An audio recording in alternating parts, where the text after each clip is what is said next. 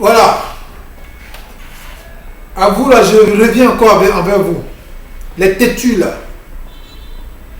On dit que j'ai mal parlé lors de ma vidéo, j'ai traité les gens de fils de pute. Mais écoutez, il y a un chanteur en Côte d'Ivoire qui a dit que quand tu te comportes comme un crabe, on te mange avec beaucoup de bruit. Vous voyez cette pomme là? Vous la voyez?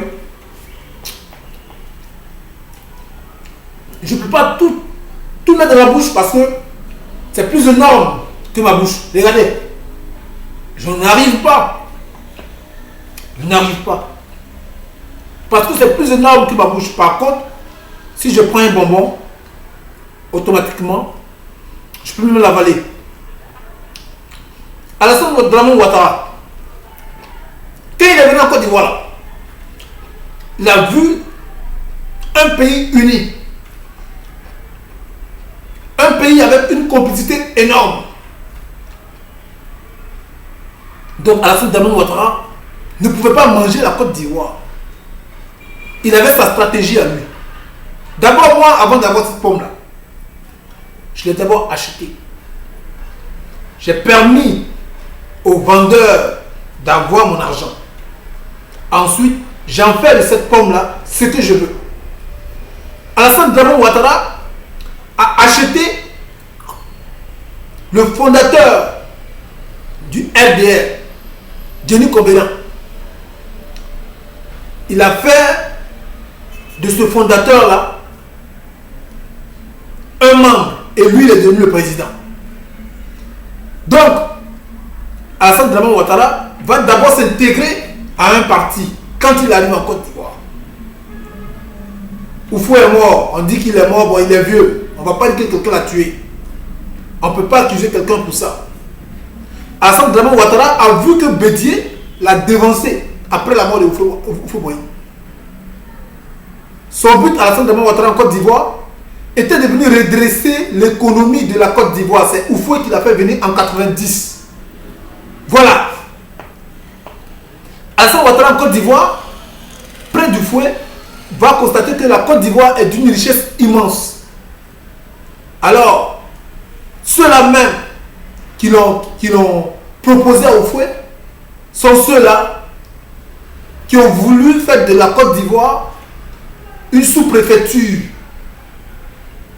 Alors, ils ont voulu d'abord imposer la dévaluation. Mais Oufoué a dit non, je ne peux pas. Moi, ma monnaie, par rapport à ce que je vous offre, comment voulez-vous encore que ma monnaie soit encore plus faible? Alors que moi, je vous offre une très bonne quantité de ma richesse. Donc, ce n'est pas possible. Quand on parle de monnaie, on parle d'échange. C'est selon les échanges. C'est selon votre sous-sol. C'est selon votre richesse qu'on parle de votre monnaie. Alors, on avait un sous-sol vraiment riche sur le plan agriculture et même qui avait été déjà visité par plusieurs experts qui disaient que nous avons encore d'autres matières que l'agriculture. Que le café, le cacao, la banane, le VA, le bois, on avait d'autres matières encore. Et comment est-ce que notre monnaie peut baisser, sachant que nous apportons gros sur le plan mondial? Premier producteur de café cacao, troisième producteur de café, premier producteur de cacao, troisième producteur mondial de café, sixième mondial de VA, ainsi de suite. Comment est-ce qu'on peut avoir une monnaie basse? Donc, il faut refuser. Donc, c'était l'occasion pour eux de créer sa chute en proposant les services de Alassane Dramane Ouattara parce que ce sont eux qui ont fait que la Côte d'Ivoire était dans une crise économique car ils ont refusé de faire des emprunts, des prêts à Oufoué Boigny. Alors, ils vont faire venir Alassane Dramane Ouattara. Ils vont proposer Alassane Dramane Ouattara à Oufoué Boigny pour redresser son économie. Donc, il est venu spécialement pour ça. Ce monsieur, avec Oufoué, voyant la richesse de ce pays-là, c'est en même temps transformé en citoyen de ce pays et qui a en même temps voulu diriger ce pays. Parce que le poste qu'il occupait à la BCEAO, qui représentait, qui était un poste clé de la BCEAO, faisait de lui un Ivoirien, puisque à la BCEAO, si tu n'es pas Ivoirien, tu ne peux pas être directeur de cette banque-là. Et en ce temps-là, Notre seul économiste que nous avions, c'était Henri Konan Bédié, qui était député à l'Assemblée nationale. Président, pardon, de l'Assemblée nationale. Alors, ce monsieur-là va occuper ce poste-là et en même temps rendre service à la Côte d'Ivoire. C'est pourquoi il a fallu qu'on lui donne une nationalité. Mais il tombe dans un pays où il voit qu'il y a dans un pays, il y a une constitution. Et la constitution, là, c'était même pas l'article 37, c'était l'article 48 qui disait qu'il faut être né de père et de mère ivoirien avant de poser sa candidature à la présidence, à la présidentielle, pardon. Mais ça, c'est compliqué. Se soumettre à une loi, c'est compliqué. Parce que toi, tu as été naturalisé ivoirien. Donc, en ce moment-là, tu veux aussi être président de notre pays. Donc, il y a eu des opposants tels que Gbagbo, tels que plusieurs d'autres encore qui ont dit non, ça ne peut pas être possible. Et quand à la mort de Houphouët-Boigny, Bédié, sachant les intentions de ce monsieur-là, a rapidement faire de sorte qu'il ne puisse pas se présenter à la télévision comme étant président par intérim. Alors Bédié s'est présenté comme président par intérim. Bédié va suivre tout simplement la loi ivoirienne. Bédié n'a rien inventé en disant que je ne peux pas accepter la candidature d'Alassane Dramane Ouattara puisque ce n'est pas d'origine ivoirienne. Et quand on parle d'ivoirité, où est le problème d'ivoirité ici? Qui est dans un pays qui n'est pas fier d'être sénégalais, qui n'est pas fier d'être malien, qui n'est pas fier d'être burkinabé, qui ne veut pas qu'on dise qu'il est ce qu'il est? Mais l'Ivoirien dit que je suis ivoirien. C'est ça le péché? Dis à un Ivoirien, il faut consommer ivoirien. Ça c'est péché? Allez-y en France, vous allez vendre un portable à un Français et dites que le portable provient de la Chine ou du Japon. Vous allez voir sa réaction. Parce que Bédié a parlé d'ivoirité, ça devient un problème. Alors aujourd'hui, ce monsieur-là, qui a pris le pouvoir tel comme on le connaît, comme on le sait, qui a mangé d'abord Denis Covenant, après, qui a mangé Bédié, il a fini par manger Gbagbo Laurent. Mais avant, il a d'abord mangé Gueye. Il reste quoi? Qu'est-ce qu'il reste? Il reste rien. Que des vendus qui sont autour. Alors il va faire quoi? Diviser le PDCI. Acheter la conscience des fils du pays. Qu'est-ce qu'il reste? Il reste quoi?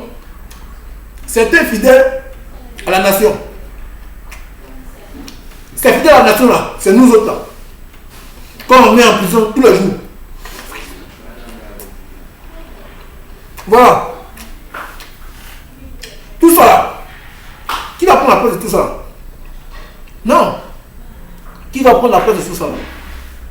On va ramener encore une autre pomme. Et cette pomme là viendra d'ailleurs. Alors c'est pourquoi M. Alassane Dramane Ouattara a dit qu'il va soumettre son projet à l'Assemblée nationale qui sont composés que des gens qui ont été vendus, qui ont été achetés par lui. Il pourrait dire non, ça jamais. Alors ces gens seront d'accord pour ce projet-là. Par la suite, il va comprendre qu'on va le soumettre au peuple qui va voter par référendum. Il y a ce peuple-là. Nous qui sommes là, nous sommes en prison. Nous sommes en exil. Alors quand il va envoyer ce projet-là, qui va voter? C'est la nouvelle pomme qu'il va envoyer. Ça va venir d'où? De chez lui. Alors, ce sont les bœufs qui vont rentrer là. Des humains qui se font passer pour des bœufs. Qui sont des électeurs. Et qui vont voter. Aujourd'hui, il s'est attaqué à notre constitution.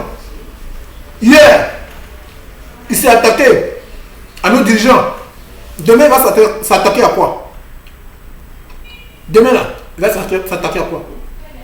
À notre drapeau. On doit changer la couleur. Dans 150 et quelques articles, comment est-ce que ça se fait que c'est le seul article là qu'il veut imposer aux Ivoiriens. Le seul article là, c'est sur ça qu'il débat tous les jours. C'est parce qu'il sait que c'est pertinent. C'est parce qu'il sait que cet article là ouvre la porte à beaucoup de choses. À son commerce. Parce qu'il sait. Un homme qui devient président dans un pays, sa mère est burkinabé, mais son père est burkinabé, sa mère est ivoirienne. Alors, il va enrichir qui? Il est lui-même burkinabé. C'est seulement sa mère qui est ivoirienne. S'ils sont dans son pays au Burkina, là, ils sont dans la famine. Ils vont faire quoi avec la richesse? Il va faire quoi avec la richesse des Ivoiriens? C'est là-bas qu'il va construire. Un homme qui est sénégalais, son père est ivoirien, sa mère est sénégalaise. Dans l'hôpital de sa mère au Sénégal, là-bas, il manque, comment on appelle ça, de médicaments. Qu'est-ce qu'il va faire des médicaments de la Côte d'Ivoire? C'est là-bas qu'il va envoyer. Parce qu'il a deux nations. Comment est-ce qu'on peut être président et dire que on a un président qui est douteux? C'est-à-dire qu'aujourd'hui, si ça chauffe ici, je suis de l'autre côté. Si ça chauffe de l'autre côté, je suis ici. Sarkozy, là, quand il a été président en France, là, c'est avec l'accord de tous les Français, avec l'accord des opposants. Mais pourquoi aujourd'hui, là, on empêche les Ivoiriens de donner leur avis? Pour cela, on les met en prison. Pour cela, on les tue. Pour cela, il faut fermer la bouche. Pourquoi? En France, là, il y a combien de politiciens qui ont été mis en prison parce que Sarkozy devait s'imposer? Il y a combien de Français qui ont été tués parce que Sarkozy devait s'imposer? Vous ne savez pas que la Côte d'Ivoire va être bouffée comme cette pomme-là. Comme ça. Combien? Il ne reste là plus rien des Ivoiriens. Plus rien. Plus rien. Commencez à changer vos essais de naissance. Vous qui les suivez, je vous dis, nul ne sera épargné. Quand ça va chauffer là, ça va chauffer pour tout le monde. Ceux qui vont venir là, ils vont venir s'approprier cette terre. Et vous, ce serait sans pitié. Prenez l'exemple de Diokwe. Ce serait sans pitié. Ils vont vous exterminer tous. Commencez à chercher vos pays. À bon à tout. Salut.